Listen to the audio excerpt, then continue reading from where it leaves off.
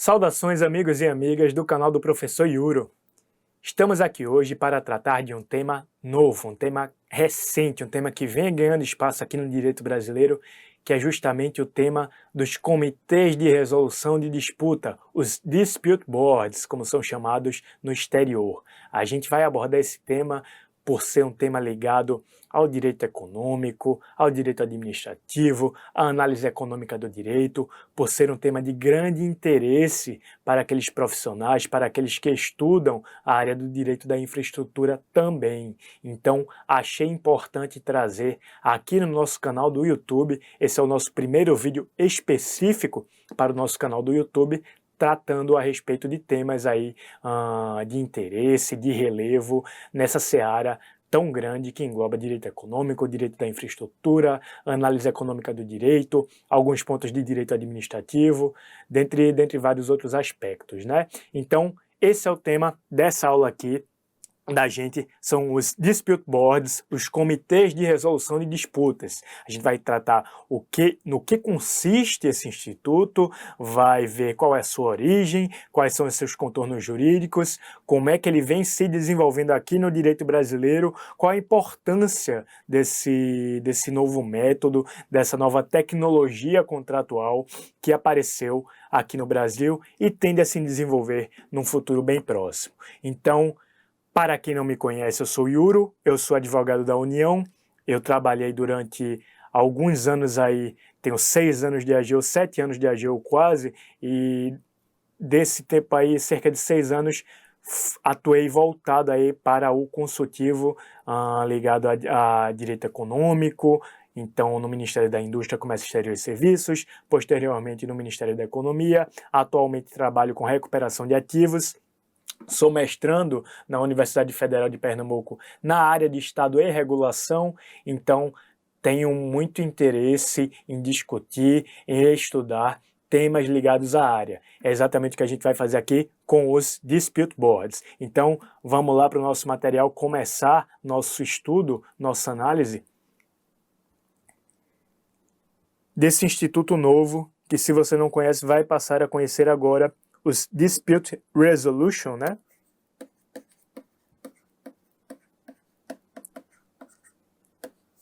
Boards, DRB, como alguns chamam, né? Ou em português, o comitê, os comitês de resolução de disputas. A gente, antes de qualquer coisa, tem que ter em mente, voltando aqui para mim, a gente tem que ter em mente, antes de qualquer coisa, que alguns pressupostos teóricos se fazem necessários para que a gente estude e aprenda mais sobre esses comitês de resolução. E no material, já deu para dar uma olhada aí, eu faço referência a duas grandes construções teóricas que são essenciais para que a gente estude os comitês de resolução de disputas, que são elas, a gente viu aí já, a construção doutrinária, esse conceito, né, de justiça multiportas, por um lado, e de outro lado, o conceito de contratos incompletos. Então, são as duas noções que a gente precisa ter antes de entrar propriamente nos dispute boards. Vamos lá, então, para a primeira noção, qual é o conceito de justiça multiportas? Você está vendo aí no material, né? Esse conceito foi cunhado aí na seara do direito processual e buscou justamente fundamentar, né, essa adoção, essa utilização, melhor dizendo, dos meios alternativos de resolução de conflitos. Voltando, a gente tem que ter em mente que o conceito de justiça multiportas tende, né, a enxergar um sistema integrado de solução de conflitos. Então, a gente tira o foco exclusivamente do Poder Judiciário como sede para a resolução de conflitos e passa a enxergar um sistema maior. A gente tem que ter uma visão macro, né? Então a gente passa a enxergar, além do judiciário, outras formas, outros meios, chamados usualmente de meios alternativos de resolução de conflitos, como a gente tem os 3 grandes exemplos aqui no direito brasileiro, que são a conciliação, a mediação e a arbitragem, esta última regulada por lei própria, né? E chegou a ganhar uma abrangência, uma força praticamente de jurisdição. Então, hoje existe a discussão legítima se é ou não jurisdição, se a arbitragem é ou não jurisdição. A gente não vai entrar muito nisso, mas a arbitragem ganhou um protagonismo nesse meio aqui de solução alternativa de conflitos. Então, por isso, a gente passa a ter não apenas o judiciário, como eu disse, mas vários outros meios, várias outras alternativas que até desafogam o judiciário das suas demandas de massa, né, e demandas que exigem conhecimento especializado, no caso aí da arbitragem. Então, esses meios estão integrados. Por isso a ideia de um sistema de justiça multiportas. Há várias portas para a qual você pode levar seu conflito e ver seu conflito solucionado. E aí, dentro desse contexto de justiça multiportas, a gente tem quase que mais uma porta, né? Uma nova porta, vamos dizer assim, que é justamente a porta dos dispute boards, do Comitê de Resolução de Disputas, em bom português, que é o tema da nossa aula. Mas antes de entrar, mais uma vez, antes de entrar no conceito de dispute boards, vamos ver a outra noção lá no material, que é a noção de contratos incompletos. Fazendo uma breve síntese aqui, a gente tem que ter em mente que existe uma seara específica, uma seara em que o comitê ganha muita relevância, ganha muita força, voltando aqui para mim, e, por coincidência, é uma área, uma seara que é de grande interesse para o Brasil de hoje, um país que tem grandes problemas ainda de infraestrutura, não tem modais integrados, né?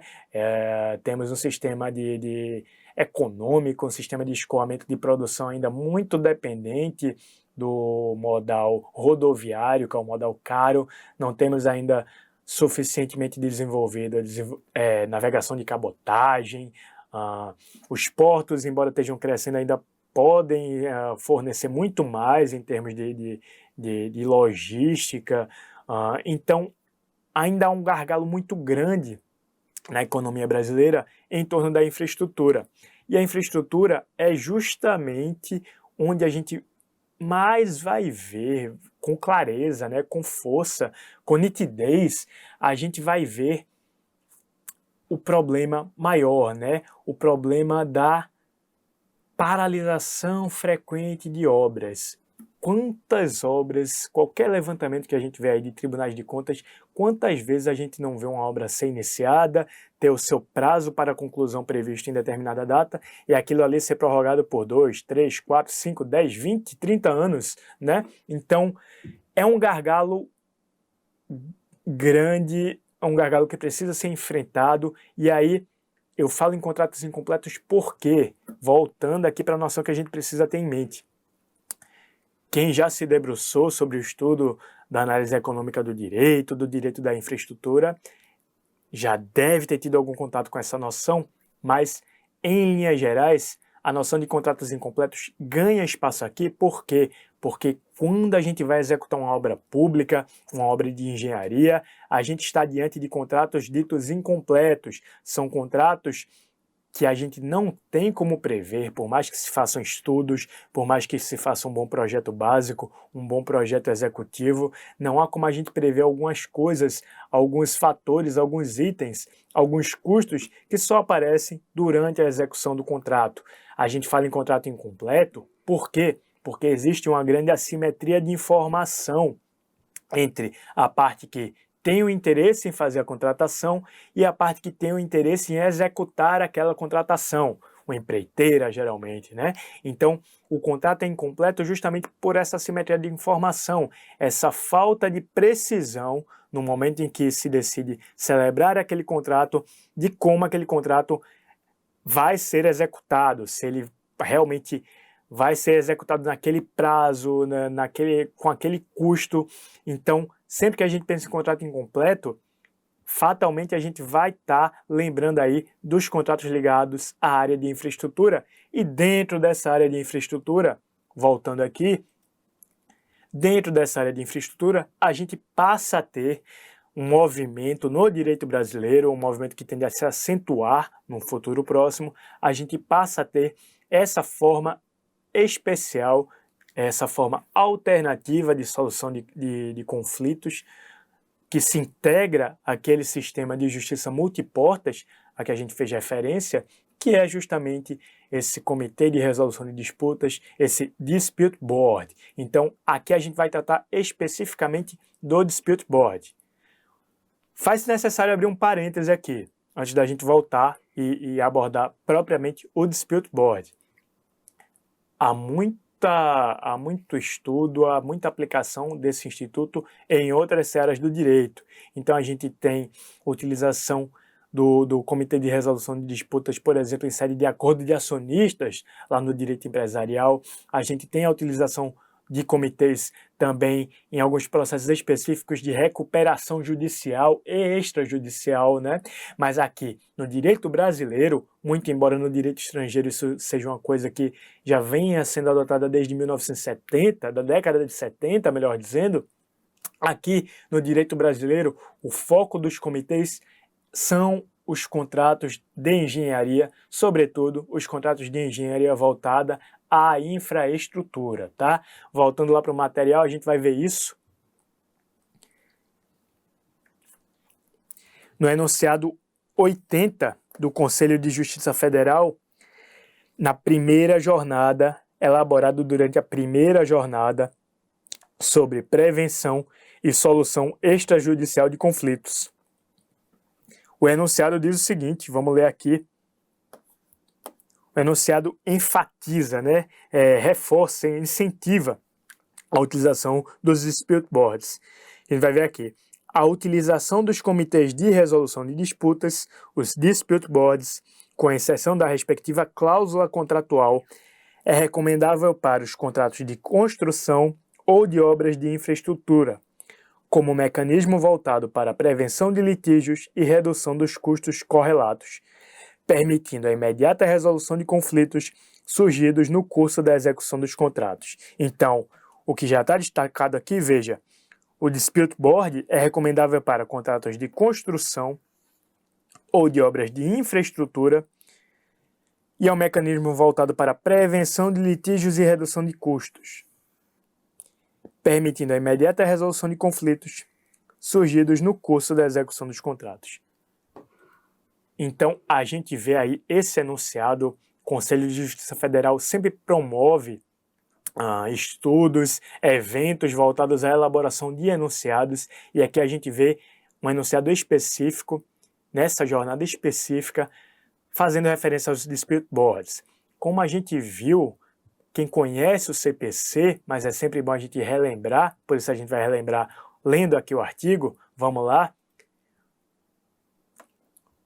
O artigo 3º do parágrafo 3º do artigo 3º do Código de Processo Civil, melhor dizendo, diz que a conciliação, a mediação e outros métodos de solução consensual de conflitos deverão ser estimulados pelos operadores do direito, né?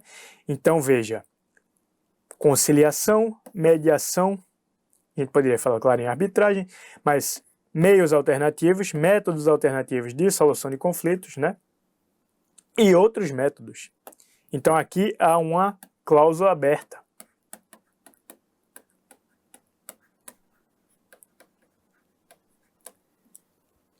E é justamente diante dessa cláusula aberta que o instituto que a gente aqui estuda se insere. Existe um ânimo do Código de Processo Civil em permitir que os litígios, que as controvérsias sejam resolvidas. E aqui, qual é a grande nota distintiva? Quem atentou ali na leitura do enunciado já deve ter ficado ligado, mas vamos lá, voltar para lá para mostrar. Qual é a grande nota distintiva do Dispute Board, do Comitê de Resolução de Disputas? É que ele tem um viés muito preventivo. O seu foco, o seu objetivo é evitar que aquilo se torne uma controvérsia, um litígio que posteriormente venha a ser levado à arbitragem, ao judiciário. É justamente atuar no momento anterior, né, de forma preventiva, de forma a evitar que aquilo ali cresça, vire uma bola de neve e desague num desses métodos. Então o Dispute Board tem essa tônica, esse viés preventivo. Vamos lá para o material para ver. Como a gente destacou aqui no nosso enunciado do CJF, a gente viu que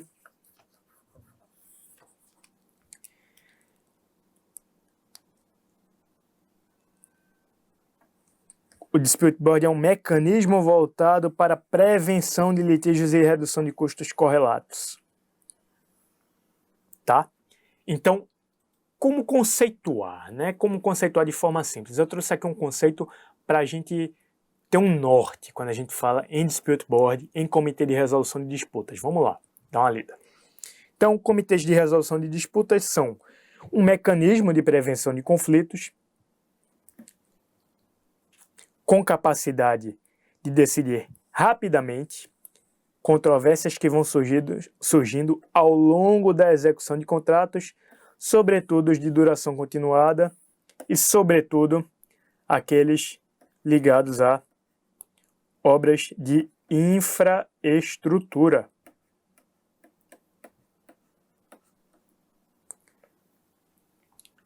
Existe uma série de estudos, né? Existe uma série de estudos.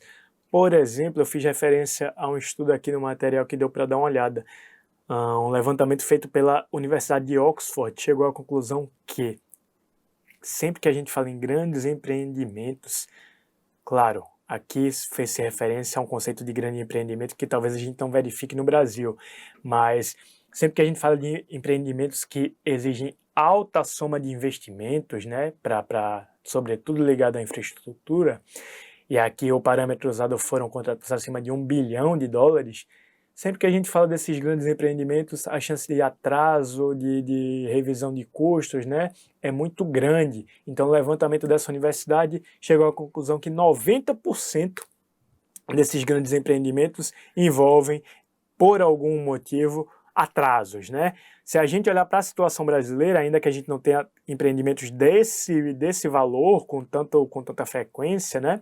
A gente tem um gargalo de infraestrutura, como eu falei anteriormente, que a gente pode verificar na prática, né?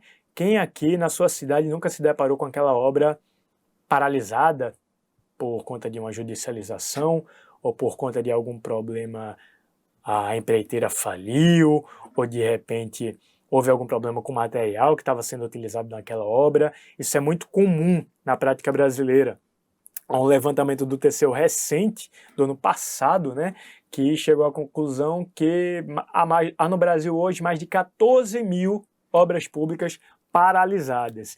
E aí, esse gargalo que já existe, da infraestrutura que já existe, se torna ainda pior, né, porque todas as soluções que são adotadas, ou boa parte das soluções que são adotadas, que é a execução dessas obras, acaba emperrada, acaba não se solucionando, não sendo entregue a contento, muitas vezes são executadas com materiais de baixa qualidade, uma qualidade inferior ao que a gente precisa. Pense aqui naquele túnel da sua cidade, que na primeira chuva começa a ter vazamento. Pense aqui naquelas pontes, né, que a gente sabe que a estrutura está comprometida, mas a gente precisa andar para se locomover pela cidade. Então são vários exemplos, né? E o Dispute Board busca justamente, claro, não é uma bala de prata, não é uma pílula mágica que vai resolver o problema da infraestrutura no Brasil, mas busca atuar num ponto específico desse problema, que é a paralisação por conta de litígios, controvérsias que, sem esses comitês, seriam levados à arbitragem ou ao judiciário, que certamente demandariam muito tempo para serem resolvidas, sobretudo no judiciário. Então, o Dispute Board visa atuar, permitir, prevenir, ter uma eficiência, ter uma eficácia que impeça as partes, que convença as partes, melhor dizendo, a não levar aquilo ali para uma outra via de solução de conflitos. Existe um outro levantamento, além desse, relativo a atrasos em obras, existe um levantamento que diz que 97% dos conflitos levados a esses comitês são solucionados. Então, em 97% dos casos, não se faz necessária a utilização de outro meio de solução de controvérsias mais caro, como é a arbitragem, como é o judiciário também, né? E sobretudo mais demorados, né? O Dispute Board dá essa solução rápida para as situações, para as controvérsias. Então, voltando para o nosso material, eu fiz uma referência aqui também à estrutura do Dispute Board. Quando a gente fala em comitê, a gente pensa logo num colegiado, né? E via de regra, o Dispute Board se compõe de um colegiado, uma comissão formada por especialistas relacionados ao objeto do contrato, que acompanham a execução do contrato, realizando uma espécie de gerenciamento para evitar ou resolver conflitos. Voltando aqui, então, via de regra, muito embora em casos excepcionais possa haver aí uma atuação singular, né, nesse comitê singular, existe essa possibilidade, mas via de regra o Dispute Board vai atuar por uma comissão, e essa comissão segue alguns princípios, segue alguns parâmetros na sua composição. A gente vai buscar, sobretudo, nessa composição desse quadro de pessoas que fazem parte do comitê de resolução, pessoas com formação técnica naquela área. Como a gente vem falando muito de infraestrutura, embora lembro sempre, o Dispute Board pode ser usado em outras áreas, mas como aqui a gente está falando muito em infraestrutura, né, o Dispute Board, via de regra, vai envolver pessoas com know-how, com conhecimento, com formação e experiência prévia, né, em contratos de engenharia, contratos de infraestrutura. Então, pessoas que tenham condições de analisar aquela situação posta e orientar, né, fazer também uma atuação um pouco consultiva a respeito de quais seriam os meios de solucionar aquele problema, aquela potencial controvérsia. Então, faz-se necessário no comitê que existam pessoas com essa formação técnica e, via de regra, essas pessoas com formação técnica vão compor a maioria desse quadro, desse comitê, né? Além disso, além desses especializados, né, desses especialistas, melhor dizendo, a gente vai ter no Comitê de Resolução de Disputas pessoas com formação jurídica, via de regra, até pelo viés da necessidade, né, da segurança jurídica, qual é a luz do direito, a forma, a norma aplicável, né? Tudo isso, para que tudo isso seja solucionado de forma satisfatória do ponto de vista jurídico, sem violação a normas de ordem pública, normas cogentes, faz-se necessário que no comitê exista pelo menos uma pessoa, né, com formação jurídica. Às vezes, muitas das vezes, melhor dizendo, essa pessoa com formação jurídica vai presidir o comitê, mas isso aí vai variar conforme o regramento jurídico e a gente vai ver isso adiante. Voltando lá para o material, então, a gente avança um pouco, destacando o que a gente já falou aqui, que a área de aplicação por excelência dos comitês de resolução de disputas são os contratos de infraestrutura.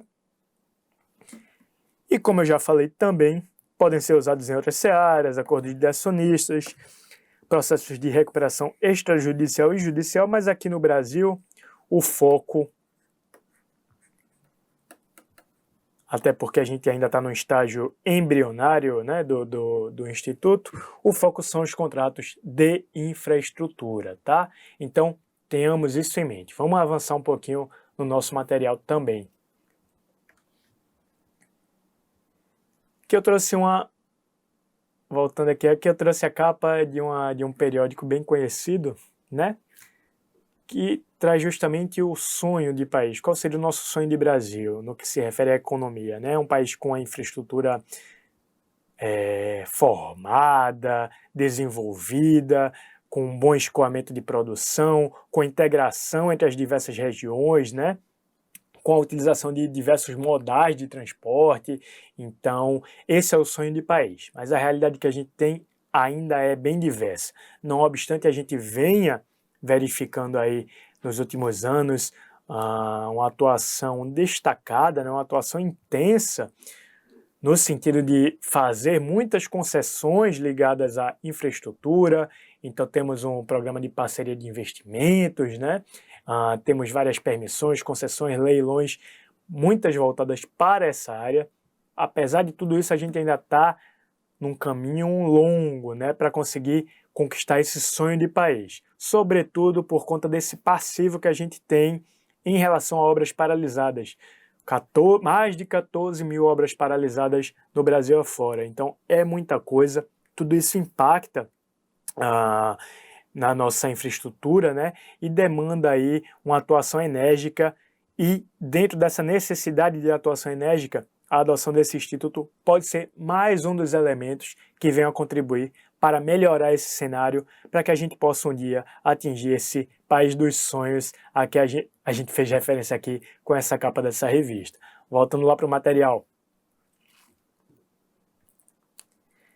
Aqui a gente tem alguns precedentes históricos. Dois leading cases no exterior, relativos aos dispute boards. Para a maioria dos autores que estudaram o tema, que falam sobre o tema, esse seria o precedente, o primeiro caso, né, de utilização dos dispute boards, primeiro caso. O túnel, né, o memorial Eisenhower e Johnson, né, então em Washington também se discute se a primeira utilização foi lá, mas o que a gente tem em mente é o precedente histórico do Instituto. A primeira utilização se deu nos Estados Unidos. Há uma discussão de qual seria a obra, qual teria sido o contrato em que isso ocorreu em primeiro lugar, mas desde a década de 70 isso é uma realidade no direito norte-americano, né? A gente tem também o caso do Canal do Panamá, que é um case, né, em que os dispute boards foram aplicados com muita ênfase. Então, para quem quiser se aprofundar, depois dá uma olhada aí, estuda um pouco o caso do Canal do Panamá. Além disso, olhando aqui para o Brasil, a gente faz referência aí, em primeiro lugar, ao grande caso, ao leading case no Brasil, relativo a dispute boards, que é o relativo ao metrô de São Paulo, né? Esse caso chegou, inclusive, a ser levado ao judiciário. Então, a gente teve, pela primeira vez, aí, de forma veemente, a discussão, tanto em primeiro grau quanto em segundo grau, na Justiça, a respeito da aplicabilidade, da validade de uma decisão tomada aí por um comitê de resolução de disputas. A gente vai ver isso mais na frente. Além disso, a gente teve em alguns contratos relativos a obras voltadas às Olimpíadas e Paralimpíadas, a gente teve previsões em edital e em contrato relativas à possibilidade de utilização desses comitês de resolução de disputas. Avançando no material, a gente tem aqui algumas das principais características dos dispute boards, que são, em primeiro lugar, a necessidade de previsão contratual. A gente sabe que, via de regra, os contratos administrativos, voltando aqui para mim, via de regra, os contratos administrativos firmados com particulares são contratos aí de adesão, né? Seguem a lógica de contratos de adesão, então eles vêm prontos para o particular assinar. Nesse caso a gente está pensando sempre numa empreiteira, numa construtora que vai executar determinada obra. Então, via de regra, quando a gente estiver falando em administração pública, em poder público, que é o principal player desse tipo de contratação, né? A gente vai estar diante de uma cláusula modelo. E existem vários estudos prévios para tentar se chegar a qual seria o melhor formato dessa cláusula modelo, prevendo a possibilidade de adoção dos comitês, tá? Voltando lá para o material. Lembremos sempre, essa previsão contratual deriva da natureza jurídica do Instituto,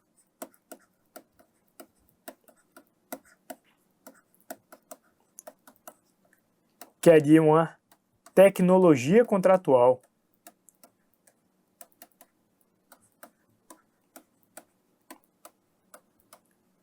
Então, é importante a gente ter em mente, no direito brasileiro a gente ainda está diante de, sobretudo, de uma cláusula contratual. A gente ainda não tem, pelo menos em nível federal, não tem um regulamento que permita a gente conferir uma estatura jurídica maior ao dispute board. Avançando, a gente já falou disso aqui, a forma de composição diversa, né?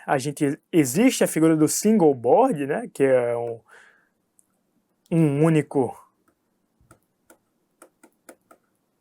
indivíduo, mas via de regra a gente vai estar diante de um colegiado.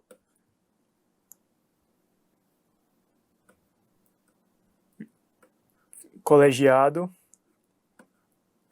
que tem uma composição, a gente pode dizer que é uma composição mista ou híbrida, em regra, né?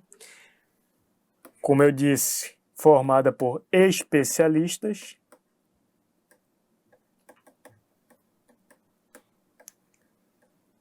e por juristas, ou jurista, né? Um jurista, pelo menos. Importante também essa observação acerca do momento de atuação dos dispute boards. Ele segue alguns parâmetros aí, ele não necessariamente vai acontecer em determinado momento. É possível, a gente vai ver lá no material, é possível que o comitê atue desde o início do empreendimento.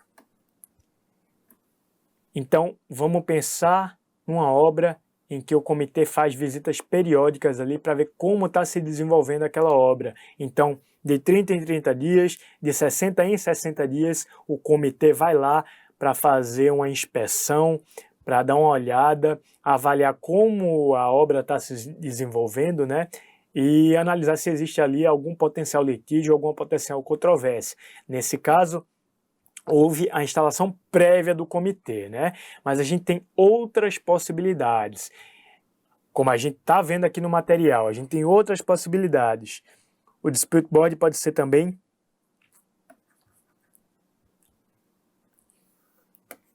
ad hoc, que é aquele comitê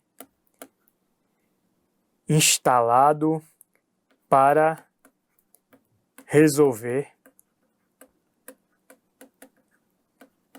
litígio específico.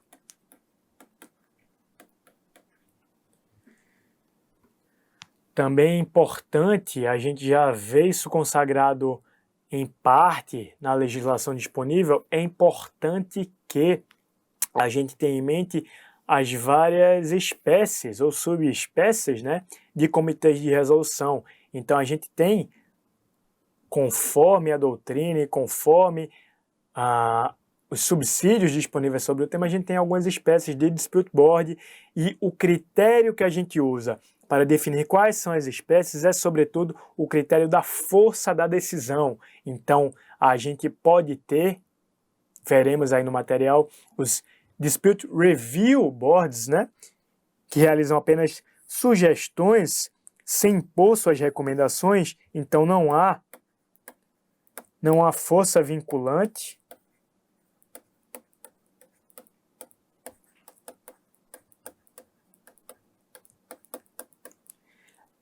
E a gente tem os comitês de adjudicação, os Dispute Adjudication Boards, que possuem caráter decisório.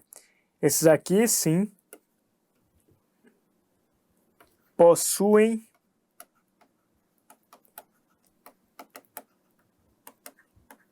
enforcement, né? Possuem esse poder mais próximo de um poder vinculante, uma coisa mais próxima aí ao que acontece, por exemplo, na arbitragem.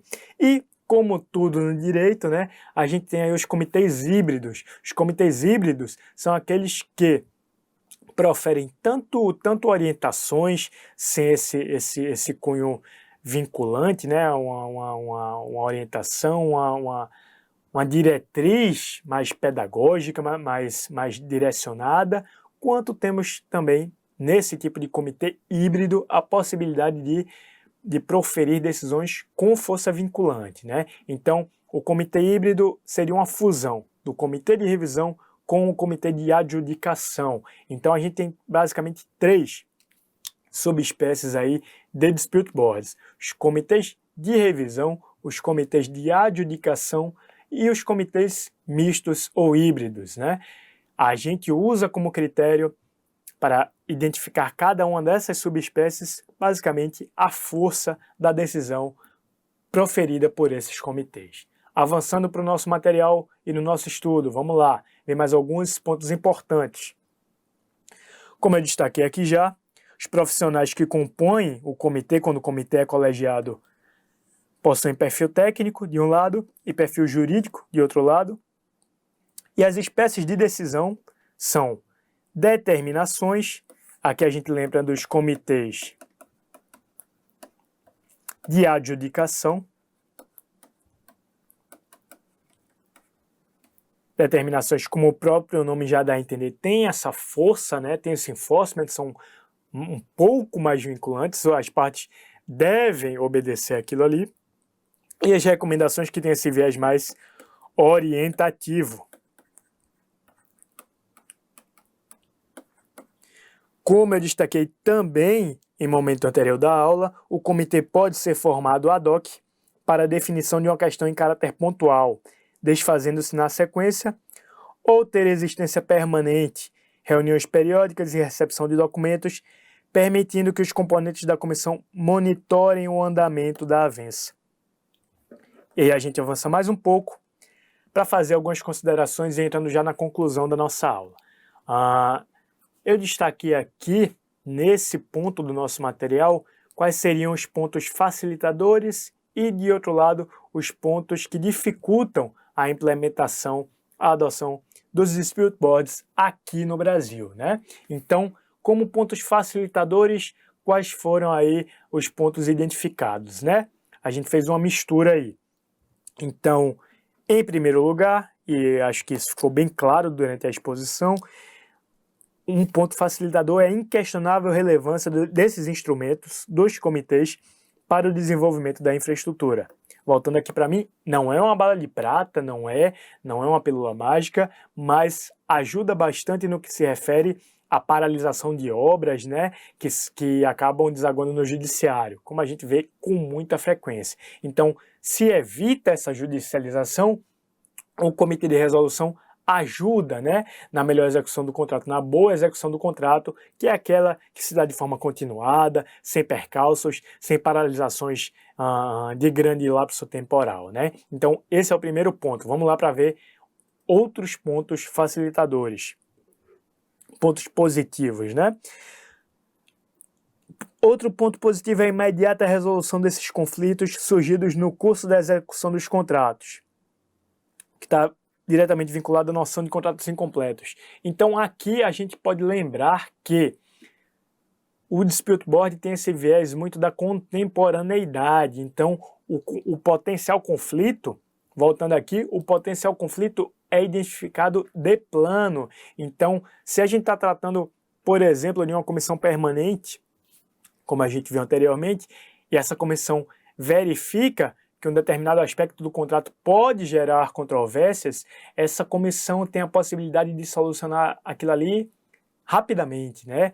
Se a gente pensar na mesma questão sendo levada ao judiciário e passando 5, 10, 15 anos para ser resolvida, a gente vai chegar à conclusão de que é muito melhor, muito mais célere que aquilo ali seja resolvido pela comissão, por gente que tem know-how, tem especialidade naquela matéria, né? Então, além dessa contemporaneidade, é uma contemporaneidade com técnica.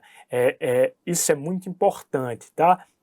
Então, celeridade, contemporaneidade é um dos grandes pontos que facilitam a adoção dessa tecnologia e que incentivam a adoção dessa tecnologia para os contratos de infraestrutura. Voltando lá para o material.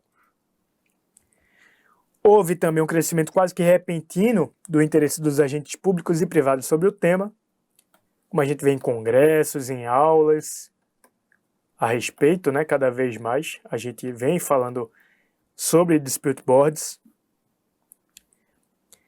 Uma grande repercussão dos dispute boards em vista dos últimos desdobramentos da nova jurisprudência e legislação.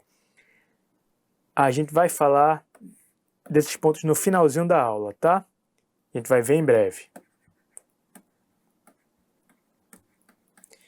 Já fiz referência a isso, mas a gente faz de novo, conforme levantamento feito pelo Dispute Resolution Board Foundation, 97% das recomendações feitas por dispute boards são aceitas pelas partes contratuais, ou seja, não são discutidas judicialmente ou por meio de arbitragem.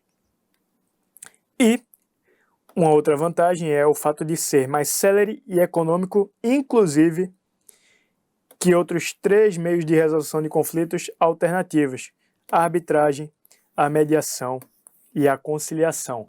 Então, até do ponto de vista econômico, de economia de custos, né, o Dispute Board tem essa vantagem, inclusive em relação à arbitragem. A gente sempre pensa na arbitragem como a forma de solução de conflitos para contratos ou para situações que exijam conhecimento especializado, mas nesse caso aqui de contratos de infraestrutura, a gente tem o Dispute Board como uma opção inclusive mais barata, né? E também envolvendo profissionais com especialidade, com know-how, com técnica naquela área de infraestrutura, sobretudo. Avançando, vamos falar aqui dos pontos dificultadores da implementação, que são basicamente 2. Em primeiro lugar, e por isso a gente está fazendo essa aula, voltando aqui, por isso a gente está fazendo essa aula e divulgando de forma gratuita aqui no YouTube, em primeiro lugar é justamente a falta de cultura do operador do direito a respeito do Instituto. Então, ainda há um desconhecimento. Não obstante, existe um crescente interesse dos operadores do direito a respeito do tema, ainda há um desconhecimento geral, né? As pessoas ainda não sabem, em geral, o que são esses comitês de resolução de disputas, e esse, com certeza, ainda é um ponto que dificulta a implementação e a adoção em maior escala dos dispute boards aqui no Brasil. O outro ponto dificultador, vamos lá para o material de novo, o outro ponto dificultador é que toda decisão vinda de um comitê de resolução de disputas de um dispute board pode ser questionada posteriormente em uma câmara de arbitragem ou na justiça.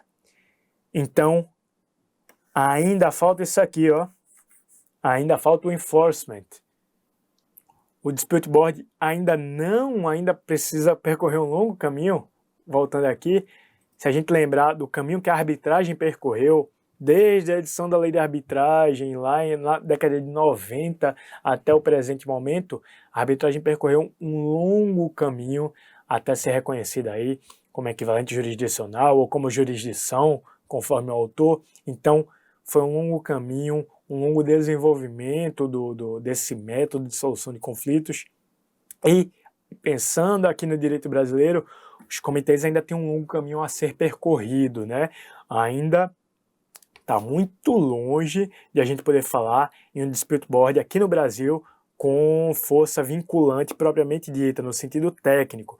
A legislação ainda permite claramente que qualquer decisão seja levada, seja à arbitragem, seja, inclusive, ao judiciário, como foi no caso do metrô de São Paulo. Então, ainda falta isso. Talvez esse seja um ponto que demande o desenvolvimento, o aperfeiçoamento do Instituto, mas uma utilização e um amadurecimento, né, que demandam aí talvez até décadas, né?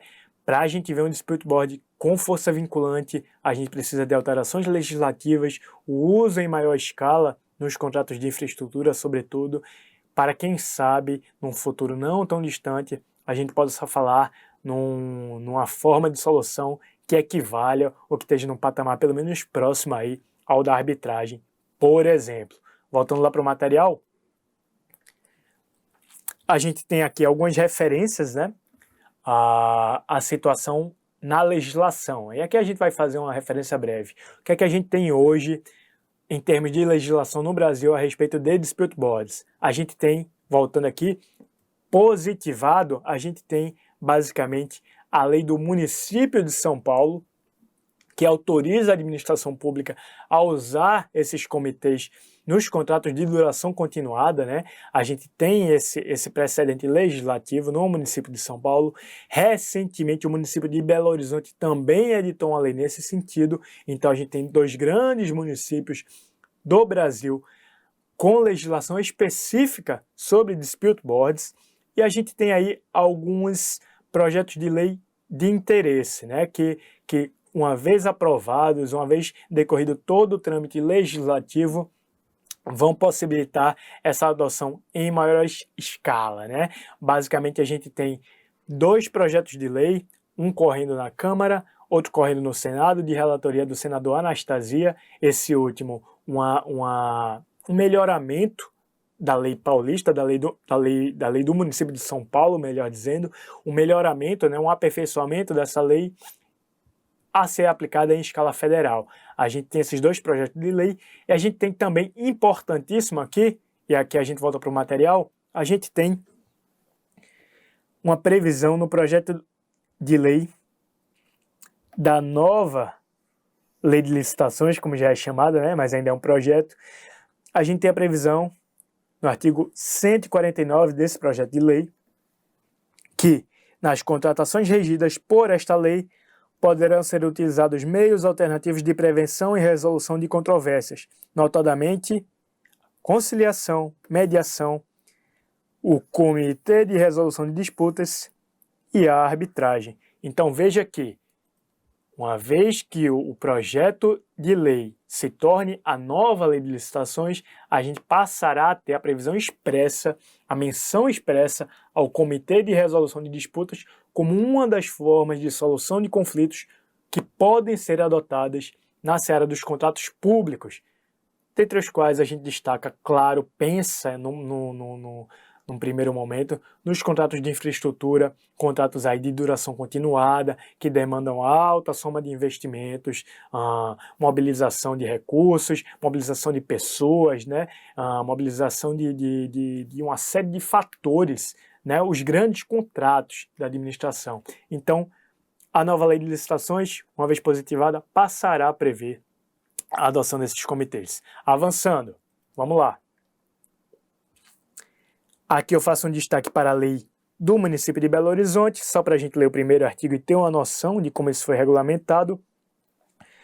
O município de Belo Horizonte, diz o artigo 1º, o município de Belo Horizonte e seus demais órgãos ou entidades poderão utilizar-se de comitê de prevenção e solução de disputas para prevenir e para solucionar conflito relativo a direito patrimonial presente em contrato administrativo de execução continuada, observado o disposto nesta lei. A gente faz ainda uma breve referência aqui, para fins de conclusão da nossa aula, sobre o leading case relativo a dispute boards no direito brasileiro. Voltando aqui, a gente teve o caso do metrô de São Paulo, né?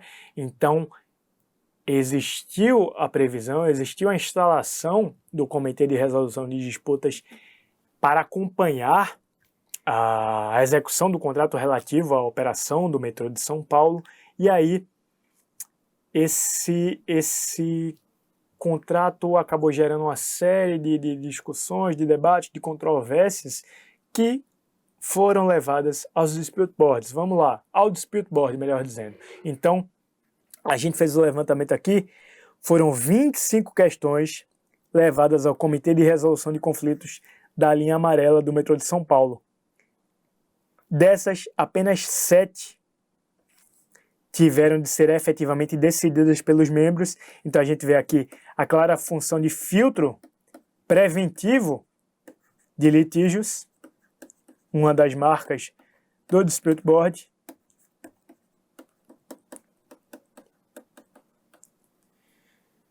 Sete tiveram de ser efetivamente decididas pelos membros e apenas uma foi judicializada em momento posterior. E qual foi essa judicialização?